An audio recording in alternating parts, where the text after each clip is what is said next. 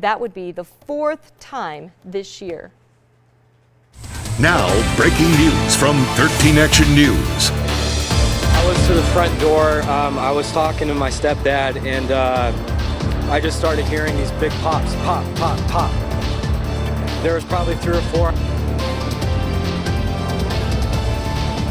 All right, we are still following that mass shooting at a California bar, a country music bar, and a shooter just went in and started firing. Hundreds of students were out for a night of fun, and they went running for their lives after a masked man began opening fire. I saw him point to the back of the cash register, and he just kept firing. I ran out the front door. I hear chairs being thrown out the window. People were trying to get out the window, and the gunman went behind the cash register. There was probably 12 shots before I got out the front door. Police have confirmed the 29-year-old gunman is among the dead. They have identified him but haven't released his name to the public yet. This is hitting especially close to home because this deadly incident took place at a country bar during college night, meaning underage people were there. Crime and safety expert Randy Sutton weighing in on the similarities to 1 October earlier this morning.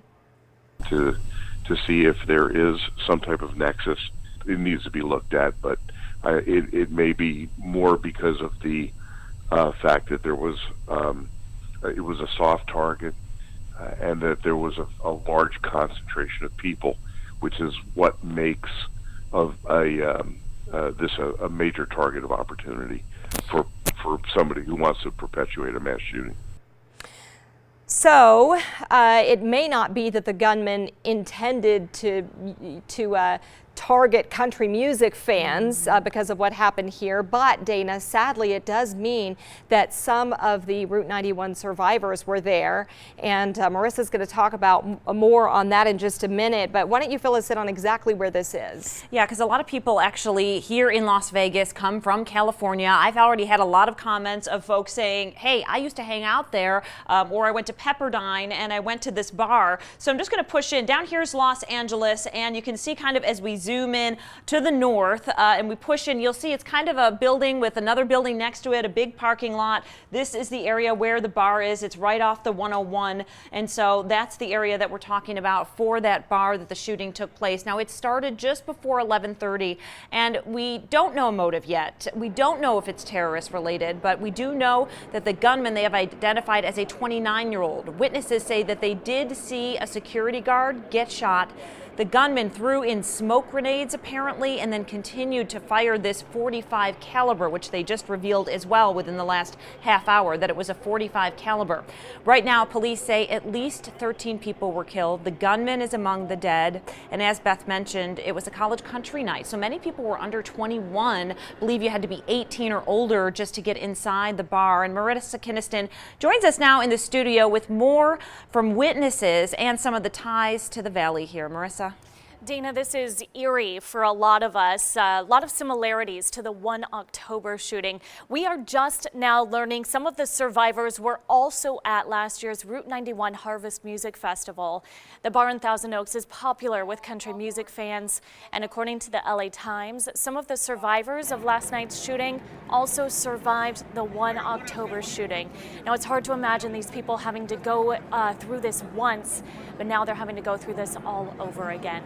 Of course, watching some of this video from the moments after the shooting unfortunately feels familiar to us. It looks very similar from the 1 October shooting. We put both of those tragic nights on the screen right there for you. Now, this bar is a short drive from Pepperdine University, so the bar would have been filled with college students last night. In a statement on Twitter, Pepperdine confirmed there were several students inside the bar when this happened, saying they'd be providing support to students affected. And Dana, I actually graduated from Pepperdine several years ago. This is a very popular bar.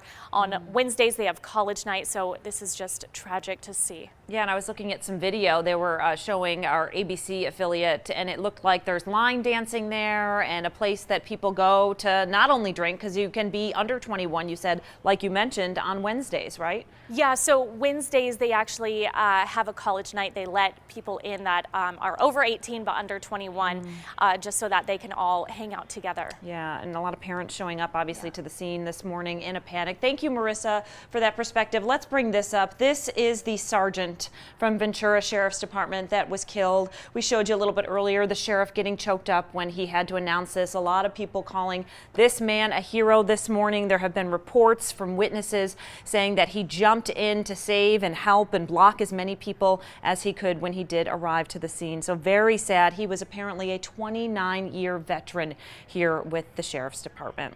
All right, we're going to stay on top of this throughout the morning, and we will have more online at ktnv.com. You can check our Facebook page, our Twitter. A lot of folks chiming in, having ties to this, wondering how they can get more information. California, very close to home here in Las Vegas, so we'll stay on it, Beth. Yeah, Dana, the president just tweeting out, and so we want to share that with all of you. He has been briefed on the shooting. He also praised police, California Highway Patrol, and law enforcement. He said, quote, "God bless all the victims and families of the victims." And we are going to stay on this throughout the hour. Right now, we're going to pause and get a check of weather and traffic. Let's start with you, Nina.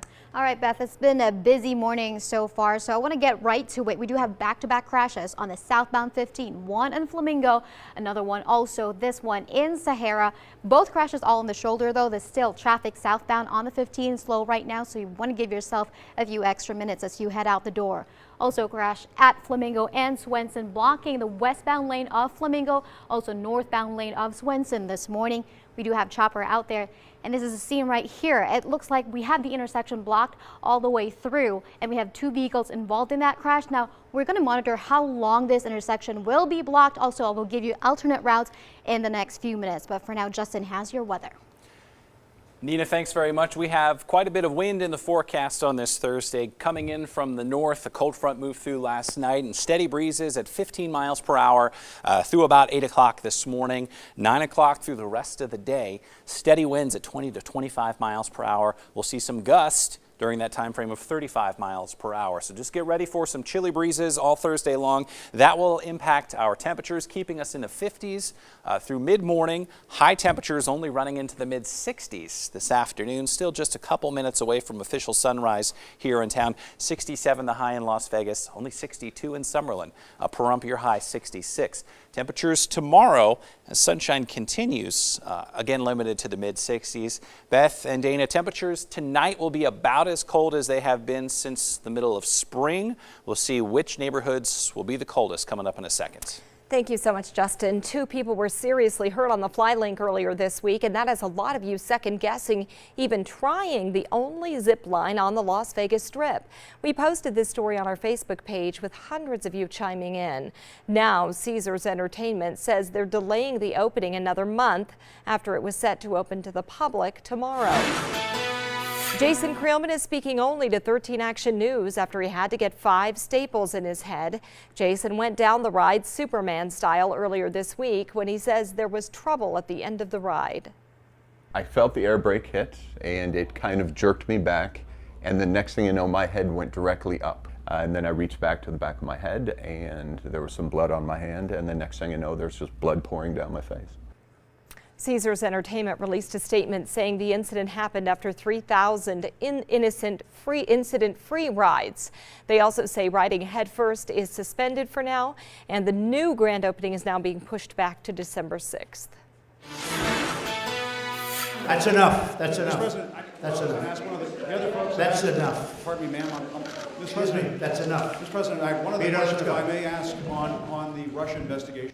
Well, you've probably seen this video now circulating online everywhere. A tense moment between the president and CNN reporter Jim Acosta. The White House Correspondents Association is calling for the White House to reverse the decision to strip Acosta of his press pass this morning. The president called him a, quote, rude, terrible person after he asked about the migrant caravan. Then he asked about the Russia investigation. The fiery remarks coming as President Trump touted Republican success in the midterm elections, with Democrats taking over the House of Representatives. While White House Press Secretary Sarah Sanders tweeted, President Trump believes in a free press and expects and welcomes tough questions of him and his administration. She also said, we will, however, never tolerate a reporter placing his hands on a young woman woman just trying to do her job as a White House intern.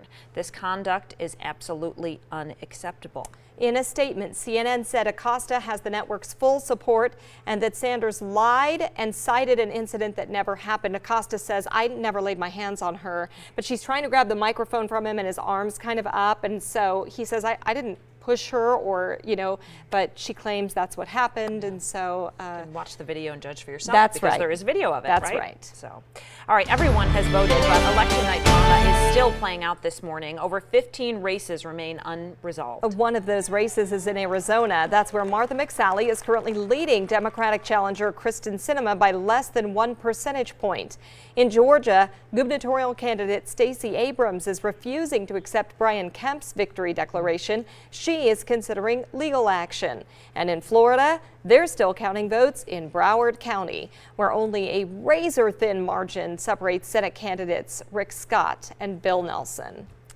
It is 6:10 now. A live look from Chopper 13. The winds expected to be a bit of an issue today, right, Justin? I know you've been talking about this. We knew it was coming. Yeah, we are going to have some issues, especially as we head past 9 o'clock this morning. That's when gusts of 35 miles per hour are expected. Those winds will continue through the afternoon. We're talking temperatures tonight as cold as they have been here in Las Vegas since the middle of March, down to the mid-40s after midnight. Pahrump will hit freezing for the first time this fall. We're going to look for a little bit of a milder weather pattern with the 7-day forecast after this. A fatal crash overnight on Valley Roads. NHP troopers saying a seat belt could have saved the driver's life. The alarming number of deaths we're seeing compared to last year. And major concerns over parking your cars at hotels. A valet worker now revealing some major issues on the Strip.